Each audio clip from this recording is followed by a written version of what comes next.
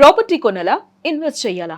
సరైన లొకేషన్ ఏది? మీ డౌట్స్ అన్నిటికీ one stop solution CREDAI Vijayawada property show. అందరికీ నమస్కారం. నేను Swaroopa Potlapalli. Welcome to Suman TV. భారత కరెన్సీ రూపాయి గతంలో ఎప్పుడూ లేనంతగా బలహీన పడుతోంది. డిసెంబర్ 16 నాటికి డాలర్ విలువ 91 రూపాయలకు చేరుకుంది. ప్రస్తుతం నాతో పాటు ఉన్నారు అనలిస్ట్ అనిల్ ఏకేవి గారు. ఆయనతో మాట్లాడి అసలు దీనికి గల కారణాలు, ఇది భారత ఎకానమీ మీద ఎలాంటి ప్రభావం చూపించబోతోంది, మన ప్రభుత్వం ఆర్బీఐ ఏం చేయబోతున్నారు అనేది ఆయన్ని అడిగి తెలుసుకుందాం. నమస్తే అనిల్ గారు. అనిల్ గారు, మీరు ఎప్పుడైనా మన రూపాయి విలువ ఇలా పడిపోతుందని ఊహించారా? డాలరు 91 రూపాయలకి చేరుకోవడం ఏంటి? దీనికి గల కారణాలు ఏంటి? మనము రెండు విషయాలు చర్చించాలి ఇందులో. ఒకటి, రూపాయి ఎప్పుడన్నా ఇలా పడిపోతుందా అని మనం అనుకున్నాము. రెండోది కారణాలు. రూపాయి 100 రూపాయలు టచ్ అవుతుందని చెప్పి నేను 2021-22లో చెప్పాను. ఇన్ఫాక్ట్ అనిల్ ఏకేవి నా ఫేస్బుక్ ఐడిలో కూడా రాశాను. చాలా స్పష్టంగా రాశాను. 2030 కల్లా మనది 100 రూపీస్ దాకా వెళ్తుంది మన రూపీ. దానికి 3-4 కారణాలు ఉన్నాయి వెళ్ళడానికి, బట్ వెళ్తుంది. ఆ తర్వాత అక్కడ నుండి మళ్ళీ రూపీ రివర్స్ అవుతుంది. బహుశా ఓవర్ పీరియడ్ ఆఫ్ టైం మనకు నెక్స్ట్ 2030 to 2035 మధ్యలో మళ్ళీ 35 to 40 దగ్గర వచ్చి స్టెబిలైజ్ అవుతుందని పలు అంశాలు, పలు కారణాలు రాసాము. ట్రోల్ కూడా గురయ్యాము. ఎందుకంటే జనాలు జనరల్ గా మొన్న జనవరిలో ప్రోగ్రామ్ చేశాము. దీపావళి 80,000 బంగారం ఉన్నప్పుడు దీపావళి కల్లా 1,20,000 అవుతుందని అన్నప్పుడు చాలా మంది ట్రోల్ చేశారు. ఈరోజు 1,20,000 దాటింది ఆ టైం. సో సహజంగానే ఎవరైనా సరే చూడని దాన్ని, ఊహించని దాన్ని ట్రోల్ చేస్తూ ఉంటారు. బట్ ద ఫ్యాక్ట్ ఈస్ 100 రూపాయలు టచ్ అయినా మనకు వచ్చే నష్టం లేదు. రూపాయి డాలర్ ఈక్వేషన్ లో 100 రూపాయలు అయినా కూడా మనకు పెద్ద పట్టించుకోవాల్సిన అవసరం లేదు. దానికి 2-3 ప్రధానమైన కారణాలు ఉన్నాయి.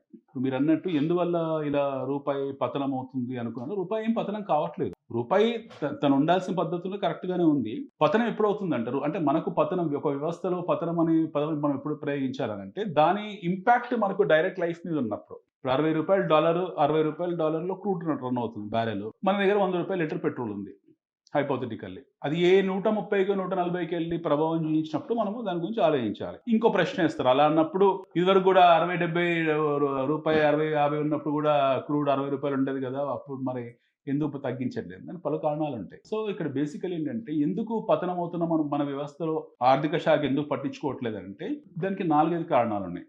ఒకటి, ప్రధానమైన కారణం ఏంటంటే భారత అమెరికా మధ్యలో జరుగుతున్న వాణిజ్యపరమైన దౌత్య సంబంధాల ఉడంబడికలు ఏవైతున్నాయో, మన చర్చలు ఏవైతున్నాయో కొలిక్కి రాలేదు. జనాలు చాలా యాంటిసిపేట్ చేశారు. చాలా తొందరగా ఒక రకమైన, అంటే 50% టారిఫ్ మన మీద ఉంది, ట్రంప్ దాన్ని విత్డ్రా చేసుకుంటాడు. ఆ విత్డ్రా చేసుకుని ఆ సిమ్టమ్స్ ఏవైతే ఉంటాయో మార్కెట్ లో కనబడ్డాయో, విత్డ్రా చేసుకుంటే మనకు బెనిఫిట్ అవుతుందని చెప్పి చాలా మంది అనుకున్నారు. విచ్చలవిడిగా ఇండియన్ మార్కెట్ లోకి రకరకాల రూపాలుగా మీకు లిక్విడిటీ పంపు చేశారు. సో అది కొలిక్కి రాలేదు కాబట్టి హ్యూజ్ ఫారెన్ ఇన్స్టిట్యూషన్ ఇన్వెస్టర్స్ ఎవరైతే ఉన్నారో వాళ్ళు విత్డ్రాయల్స్ మొదలు పెట్టారు దేశంలోంచి. ఆల్మోస్ట్ 1.7 to 1.8 బిలియన్ డాలర్స్, పెద్ద అమౌంట్ కూడా కాదు, ఒక $2 బిలియన్ విత్డ్రా చేశారు. ఒక నెగిటివ్ సెంటిమెంట్. ఒకటి, అమెరికాతో మనకు జరుగుతున్న వాణిజ్యపరమైన అంశాల తాలూకు చర్చలో కొలిక్కి రాకపోవడం ఒక కారణము. రెండోది, relentless selling of FIIs in Indian equities. మన విదేశీ సంస్థాగత మదుపుదారులు ఎవరైతే ఉంటారో, ఎఫ్ఐ ఇన్వెస్టర్స్ అంటాం ఎవరైతే ఉన్నారో, వాళ్ళు మన మార్కెట్ లో విచ్చలవిడిగా అమ్మేస్తున్నారు. అని మనకి డాలర్ మార్కెట్లో అడ్వాంటేజ్ కింద ఉంది కాబట్టి అమ్మేసుకొని బయటకు వెళ్ళిపోతున్నారు మార్కెట్ లో. ఒక $2 బిలియన్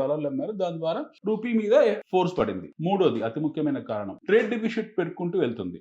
మనకి ఇప్పుడు ఆల్మోస్ట్ అరౌండ్ మన ఇంపోర్ట్స్ వచ్చి అరౌండ్ $750 బిలియన్ ఏదో ఇంపోర్ట్స్ ఉన్నాయి. ఎక్స్పోర్ట్స్ వచ్చేసి ఆల్మోస్ట్ $450 బిలియన్ ఉంది. ట్రేడ్ డెఫిసిట్ అయితే ఉందో మనతో ఆల్మోస్ట్ 40% ట్రేడ్ డెఫిసిట్ లో ఉన్నాం మనం. ఇది వైడెన్ అయింది. ఈ వైడెన్ అవడానికి ప్రధానమైన కారణం మళ్ళీ క్రూడే. మనం విపరీతం క్రూడ్ ని ఇంపోర్ట్ చేసుకోవడం వల్ల మనకు ట్రేడ్ డెఫిషియన్సీ వైడెన్ అయింది. దాని వల్ల కూడా మన డాలర్స్ ఎక్కువ మనం వెచ్చించాల్సి వస్తుంది.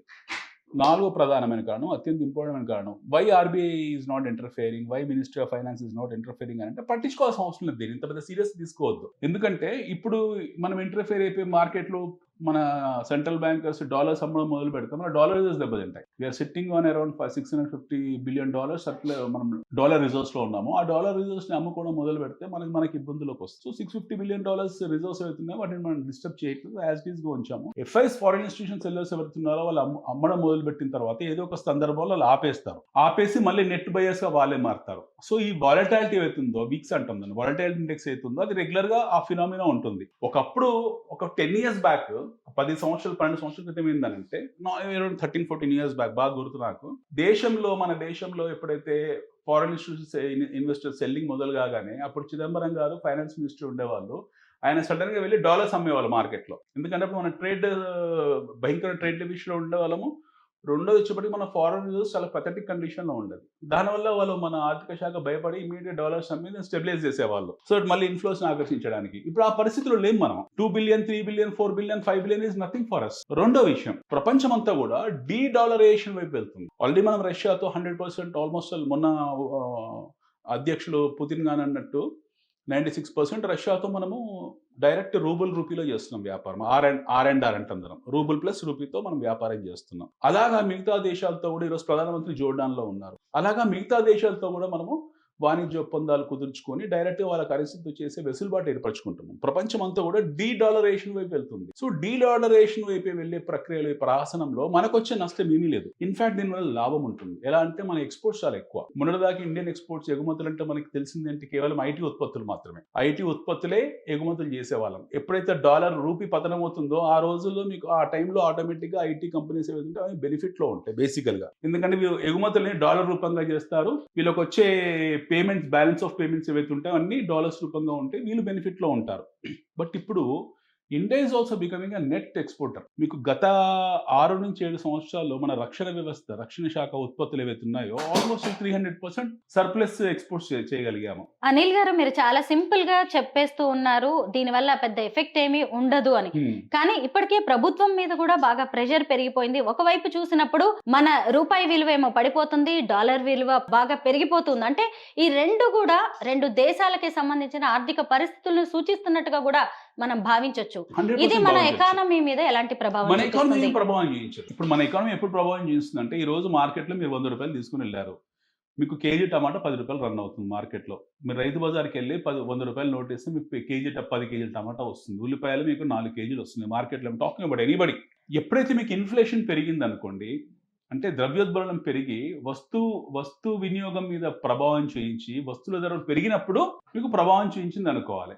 అమెరికా మీద మన డిపెండెన్సీ లేదు. 91 రూపాయల డాలర్ కానివ్వండి, 91 అంటే మన నెంబరే కదా, ఇంటర్నేషనల్ నెంబర్కి వచ్చాం మనం. 91, 100 కానివ్వండి, 120 కానివ్వండి, మనకు వచ్చే నష్టం ఏం లేదు. ఎందుకంటే బ్యాలెన్స్ ఆఫ్ పేమెంట్స్ ఏవైతే ఉన్నాయో అమెరికాతో అంటే సంయుక్తంగా జరిగే వాణిజ్యంలో, yes of course we're paying via dollars, but dedollarisation వెళ్ళే ప్రక్రియలో ఉంది ప్రపంచం అంతా కూడా. మనమే కాదు, జపాన్ కావచ్చు, చైనా కావచ్చు, రష్యా, ఇట్లా 25,000 రకాల శాంక్షన్స్ ఉన్నా కూడా రష్యా చాలా బలంగా ఉంది ఆర్థిక వ్యవస్థ.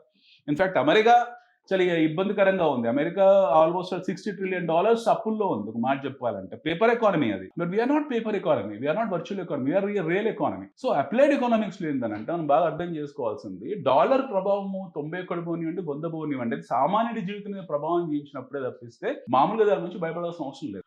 రెండోది, ఆర్బీఐ ఎందుకు ఇంటర్ఫియర్ కావట్లేదు? Let it become, doesn't matter. $2 billion equity markets లో ఎఫ్ఐస్ అమ్ముకున్నారు, దానివల్ల ఆ ప్రభావం చూపించింది. ట్రంప్ 50% టారిఫ్ పెట్టాడు. ఇదే ట్రంప్ బ్రెజిల్ మీద పెట్టాడు, మన మీద పెట్టాడు. రేపు పొద్దున విత్డ్రా చేసుకుంటాడు, ఆటోమేటిక్గా మళ్ళీ స్పైక్ వస్తుంది, ఇన్వెస్ట్మెంట్ స్పైక్ వస్తుంది. మీకు అది అప్పుడు 84కి 85కి వస్తుంది, 50కే రావచ్చు, 30కే రావచ్చు. How does it matter for you? You have to grow indigenously. మీరు సంస్థాగతంగా ఒక ఎకానమీని స్ట్రాంగ్ గా బలపరుచుకోవాలి. చైనా ఎలా బలపరుచుకుంది వాళ్ళు సంస్థాగతంగా, అలా మన ఆర్థిక శక్తిని మనం బలపరుచుకున్న రోజు డాలర్ 200 కానివ్వండి, 300 కానివ్వండి, doesn't matter for us. Japan తీసుకోండి, జపాన్ నిక్కాయిగా వర్సెస్ అమెరికన్ డాలర్ తీసుకోండి, మీకు చాలా పెద్ద డిఫిషిట్, చాలా పెద్ద గ్యాప్ కనపడుతుంది. But Japan is a very strong economy comparatively. So similarly మనకు 91 కానివ్వండి, 50 కానివ్వండి, 100 కానివ్వండి, నిత్య జీవితంలో సామాన్య ప్రజల మీద ఏమైనా ప్రభావం చూపించిందా? ఒకటి లేదు. మన ఆర్థిక శాఖలో, ఆర్థిక వెసులుబాటులో మన దేశంలో మన సర్ప్లస్ ఎకానమీ కాదు. Still we're deficit economy, but we're sitting on huge cash reserves. $650 billion cash pile up ఉంది మన దగ్గర. దాని ఏమైనా ప్రభావం చూపించిందా? ఏమీ చూపించలేదు.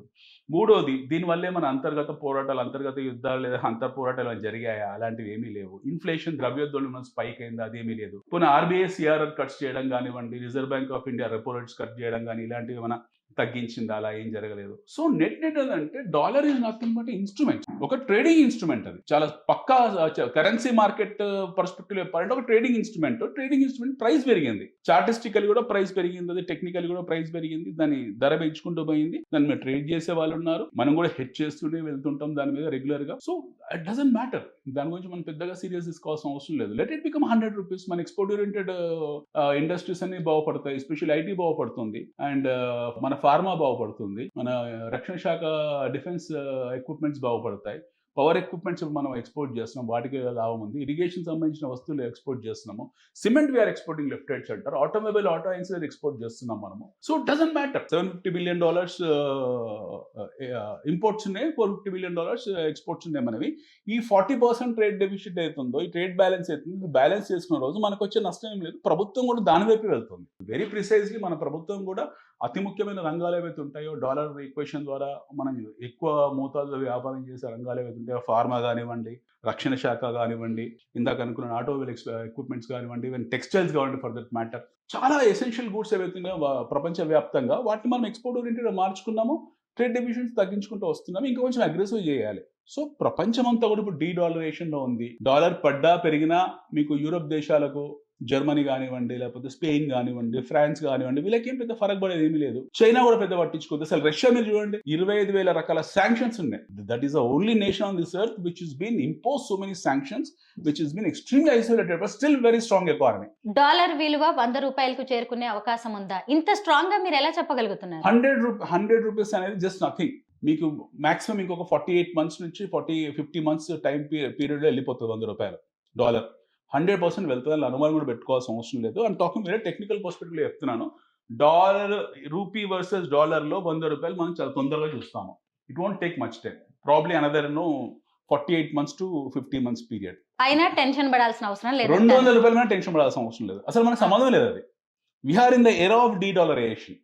ప్రపంచవ్యాప్తంగా బ్యాలెన్స్ ఆఫ్ పేమెంట్స్ ఏవైతే ఉన్నాయో, పేమెంట్ డినామినేషన్ ఏవైతే ఉన్నాయో, రెమిటెన్సెస్ ఏవి ఉన్నాయో, అవి ఎవరు వాళ్ళు ఇండిజినియస్ కరెన్సీస్ మీద మారే సందర్భంలో ఉన్నాం. ప్రపంచం చాలా పెద్ద యూటర్న్లో ఉంది, పెద్ద షిఫ్ట్లో ఉంది. అదే కదా ట్రంప్ వాదంతా కూడా, సుంకాలు విధించి అది విధించి డాలర్ని బలపరుచుకుంటూ వెళ్తున్నాడు. It doesn't matter. మనము రష్యా నుంచి ఆయిల్ కొంటున్నాము. How are we buying oil? We're buying through 96% మన రష్యా ట్రేడ్ అంతా కూడా మనకు రూబుల్ మీదే జరుగుతుంది. డౌన్ ద లైన్ రేపొద్దున ఇతర దేశాలతో కూడా మనం వాళ్ళ లోకల్ కరెన్సీ ద్వారా చేస్తాము. దినార్ ద్వారా చేయొచ్చు రేపొద్దున. అఫ్ కోర్స్ గల్ఫ్ కంట్రీస్ మీద అమెరికా ఆధిపత్యం ఉంది, బట్ అదర్వైజ్ చేయొచ్చు. యువాన్తో చేయొచ్చు, చైనా వాళ్ళతో కానీ, జపాన్తో వాళ్ళతో కానీ. సో స్థానిక కరెన్సీస్తోనే చేస్తాము. దేర్ ఈజ్ సంథింగ్, ఈ పదం బాగా గుర్తుపెట్టుకోవాలి, డీడాలరైజేషన్ అనేది. ఒకప్పుడు యూరోప్ వాళ్ళందరూ కలిసి, యూరోప్ దేశాలన్నీ కలిపి వాళ్ళు ఒక యూరో కరెన్సీని ఏర్పరచుకున్నారు. అమెరికా కుట్రవని ఆ యూరోప్ కరెన్సీని విచ్ఛిన్నం చేసింది. సో బ్రిక్ కరెన్సీ అని తెచ్చుకోవాలనుకున్నారు, మళ్ళీ అమెరికా దాన్ని విచ్ఛిన్నం చేసింది. అట్లా ఎవరు వాళ్ళు ఆరంభ శురువార్తలు ప్రదర్శించడం, దెబ్బతినడం జరుగుతుంది. బట్ ఇప్పుడు ఎవరికి వాళ్ళు ఇండిజినియస్ గా వాళ్ళ కరెన్సీతో వ్యాపారం చేయడం మొదలు పెట్టారు. సో ప్రతిసారి అమెరికా ఏంటంటే ఆయుధాల ద్వారానో లేకపోతే అంతర్గత విషయాల్లో ఇంటర్ఫేర్ అయ్యి వాళ్ళని భయపెట్టించడం ద్వారానో ఏదో చేసి వాళ్ళని భయపెట్టిస్తుంది తప్పిస్తే ప్రపంచం ఆ పరిస్థితులు లేదు. డౌన్ ద లైన్ 10 years తర్వాత you might see India as a super economy. I'm saying it's not hypothetically, but I'm saying in fact, మీకు 10 years తర్వాత at the rate of 8.2% growth rate, వృద్ధి రేట్లో ఉన్నాం మనము. ఇదే రేట్లో మనం వెళ్తే, the day when we touch about $2 trillion forex reserves, you will be at what you call number 2, number 3 nation in the world. అప్పుడు అది 200 అయితేంది, 300 అయితేంది. How does it matter? It's one among those plenty of currencies. ప్రపంచవ్యాప్తంగా 204 రకాల కరెన్సీలు తిరుగుతున్నాయి మార్కెట్లో. అలా ఒక డాలర్ మీద అందరూ ఆధారపడ్డారు, ఎందుకంటే అమెరికా గుత్తాధిపత్యం కంట్రోల్లో పెట్టుకుంది. ఇప్పుడు ఆ స్లేవరీ నుంచి, ఆ కరెన్సీ స్లేవరీ అవుతుందో అందులో నుంచి ప్రపంచం డీరైల్ అవుతుంది. వాళ్ళకి వాళ్ళు సపరేట్ చేసుకుంటూ వెళ్తున్నారు. బెస్ట్ ఉదాహరణ మనం అనుకున్న ఇండియా, రష్యానే.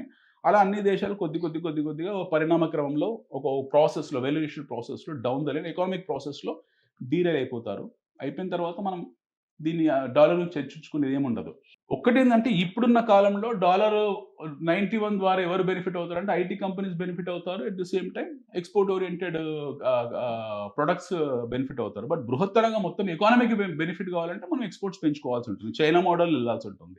డాలర్ బలపడ్డం, అలాగే రూపాయి బలహీన పడ్డంతో ఇటు ప్రభుత్వం, స్టాక్ ఎక్స్చేంజ్లు, ఆర్బీఐ అన్ని షేక్ అవుతున్నాయి. కానీ దీని ప్రభావం సామాన్యుడి మీద ఏమాత్రం ఉండదు, టెన్షన్ పడాల్సింది లేదని మీరు అంటున్నారు. నో, ఎవరేమి షేక్ కాలేదు.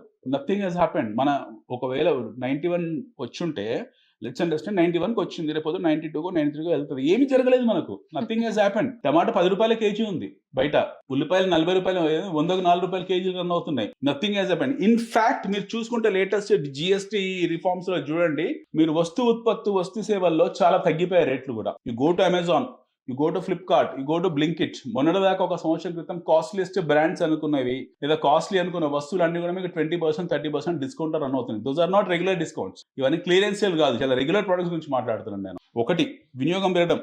రెండోది, వస్తు ఉత్పత్తి సేవా రంగంలో మీకు ధరలు ఏం పెరగలేదు. $91 పోయిందని చెప్పేసి కేజీ టమాటా ఉల్లిపాయలు మీకు ఏం రేట్లు పెరగలేదు వాటిది. డీజిల్ రేట్ కూడా ఏం పెరగలేదు, యాజ్ ఇట్ ఈస్ స్టాగ్నేట్ అయ్యి ఉంది $61 దగ్గర.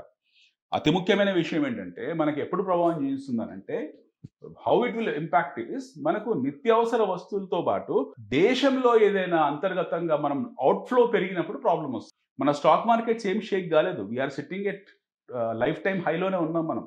1000 పాయింట్లు అటు ఇటు ఆడుతుంది మార్కెట్. మన నిఫ్టీ అయితే ఉందో ఒక 1000 పాయింట్స్ వాలటాలిటీ చూపిస్తుంది గత 5-6 నెలల నుంచి, దీపావళి నుంచి. సో వీఆర్ లైఫ్ టైం హైలో ఉన్నాం. మన నిఫ్టీ కానివ్వండి, బ్యాంక్స్ కానివ్వండి, in fact public sector bank super duper perform చేస్తున్నాయి. లాస్ట్ 1 year నుంచి మన పబ్లిక్ సెక్టర్ బ్యాంక్ చాలా అద్భుతంగా ప్రగతి సాధిస్తున్నాయి. వాటిని మన లోకల్ ఇండస్ట్రీస్ ఏవైతే కూడా చాలా బాగా పర్ఫామ్ చేస్తున్నాయి.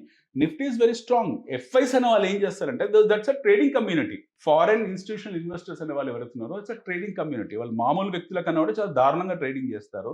రూపాయి ప్రాఫిట్, మన మామూలు వ్యక్తి రూపాయి ప్రాఫిట్ కోసం వెయిట్ చేస్తే వాడు ₹1 ప్రాఫిట్ కోసమే ఎగ్జిట్ వెళ్ళిపోతాడు. సో ఈ వాలటాలిటీలో అన్సర్టనిటీ ఒక రీజన్ మాత్రమే. వాళ్ళు మన దేశంలో ఈక్విటీస్ అమ్మడానికి కారణం ఒక రీజన్ కావాలి, ప్రాఫిట్ బుక్ చేసుకోవడానికి. రీజన్ చూపించుకొని అమ్ముకొని వెళ్ళిపోతున్నారు. ఏది దేశం అమెరికా ఇండియా మధ్యలో దౌత్య సంబంధాల పరమైన ఒక కొలిక్కి రాలేదు ఈ విషయాలు అని చెప్పి ఏదో స్టోరీ చెప్తుంటారు వాళ్ళు. ఆర్బీఐ పట్టించుకోవాల్సిన అవసరం లేదు. ఆర్బీఐ ఎప్పుడు పట్టించుకుంటే మనం బలహీనంగా ఉన్నప్పుడు ఆర్బీఐ పట్టించుకుంటుంది. And you have to feel proud about our RBI. మన ఆర్థిక శాఖ విషయంలో చాలా గర్వపడాల్సిన విషయం ఏంటంటే 91కి వచ్చిన లైట్ తీసుకొని పక్కన పడేసాం మనం. We did not care about it. ఆయన వస్తే రాని అయితే ఏంటి అన్నట్టే ఉన్నాం మనం. అంటే మనం చాలా బలంగా ఉన్నాం అని అర్థం. వాళ్ళు హడావిడి చేస్తుంటే మనం అప్పుడు భయపడాలి. ఓహో ఏదో జరిగింది, వ్యవస్థలో ఏదో లోపం ఉంది, మన సెంట్రల్ బ్యాంక్స్ ప్రాబ్లం ఉంది అనుకోవాలి. ఎవరేం పట్టించుకోలేదు, తీసి వదలవారేసారు పక్కన. So it means it's a clear indicator. Analogy ఏంటంటే nothing to worry about it, let it go 100. Financial expert గా మీ అనాలిసిస్, మీ విజన్, మీ మాటలు చాలా ధైర్యాన్ని ఇస్తున్నాయి. Thank you so much Anil గారు.